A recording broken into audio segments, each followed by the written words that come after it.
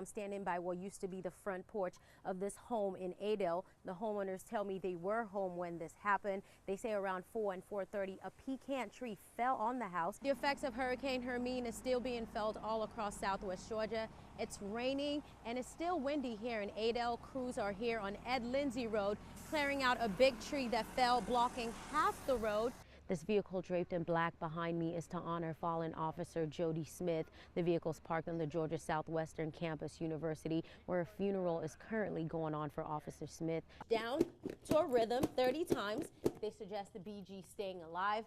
You head tilt, chin lift. These air ride chairs that go up and down to adjust to the heights of the driver. One of the things that affects an ISO rating is the number of firefighters assigned to a truck. Sergeant Richards brought a homeless man, paid for a meal for him. 32-year-old Miguel Lambrick is still at large as the manhunt continues after the officer-involved shooting here in Americus, Georgia. We now know the identity of the officer who was killed, Nicholas Smar with Americus PD. We did ask Chief Mark Scott of Americus PD if they knew if Lambrick had been at that home the whole time, and he said they were, and sure, they had just been following up on some leads.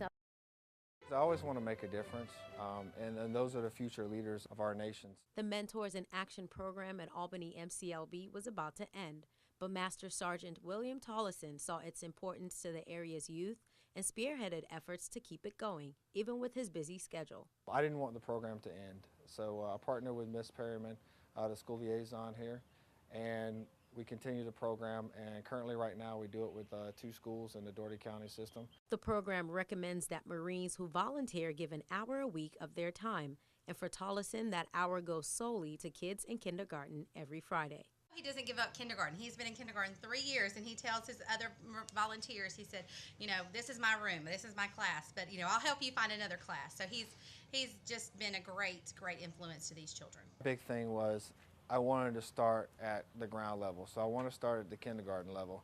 So that way, while I'm here, I can see those kids progress. Because I've been doing this program now this is the 3rd year, and I get to see those kids that are now 1st graders or now 2nd graders and see how much they've learned over those years. That's personal satisfaction for myself. He reads to the children and connects what they learn in class with his international experience as a Marine.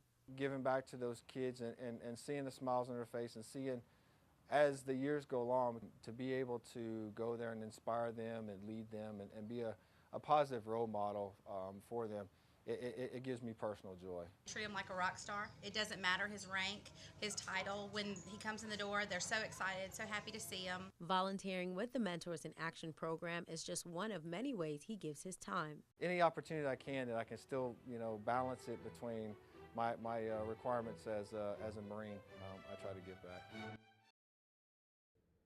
Georgia Southwestern State University officer Jody Smith was laid to rest today. Losing a great officer is something that hurts everybody. It's really going to be hard for us to replace and get another great officer. Family, friends, law enforcement, and community members were at the funeral service held on the campus. Patriot Guard riders stood at the entrance of the service, holding flags to honor Smith. We're here to celebrate the life and service of Officer Jody Smith. Our mission is to stand for those that have stood for us. Jennifer Pritchard was one of many residents who gathered on campus, holding the Stars and Stripes to pay their respect. Pritchard said she'll miss seeing Smith pick up his daily coffee at the truck stop where she works. He used to come in every day. When we heard about this, you know, me and my cousin, we both cried. We couldn't believe this. I mean, when they come in every day, you know, you tend to get kind of used to them. You know, you get to know them. After the service, Smith's body was taken across campus on a horse-drawn caisson. The body was transferred to a hearse at the front of campus, where officers saluted and community members watched in silence. He seems like a very nice guy. And as I say, all the policemen we have in our school, they are very great policemen.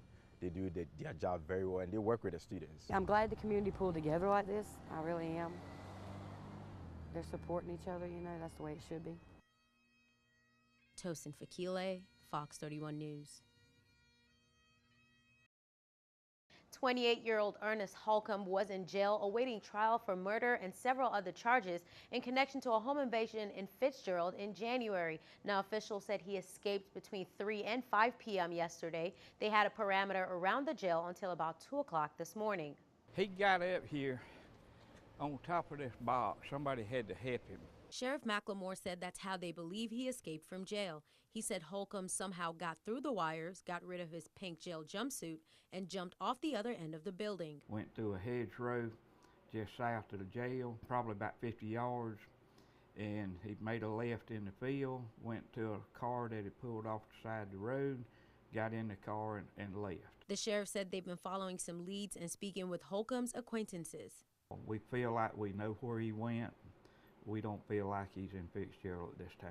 Many law enforcement officials joined Ben Hill County Sheriff's Office in the search, including the Marshal Service. This escape could mean more jail time for Holcomb. He'll just get an escape charge, which could set him back another 10 years. After this incident, Sheriff McLemore said they've made some changes to their camera systems. He said they have about 40 cameras around and inside the jail, and most of them are motion activated. In the yard where Holcomb's escape began, the camera concentrates on the area with the most action, ignoring a single person on the other side of the yard. We're changing those to continuous feed. We had one that actually shows the top of the building and the yard itself, it pans, and we took that off a pan and concentrated it right on top of the building in the back area of the sheriff's office. Sheriff McLemore said they had a couple inmates escape 4 years ago, but they were caught in 3 days, and has the same confidence now. He can run, but he can't hide. We're going to go get him, and if we have to go to Washington State to pick him up, we'll do whatever it takes. Tosin, Fakile'S, Fox 31 News.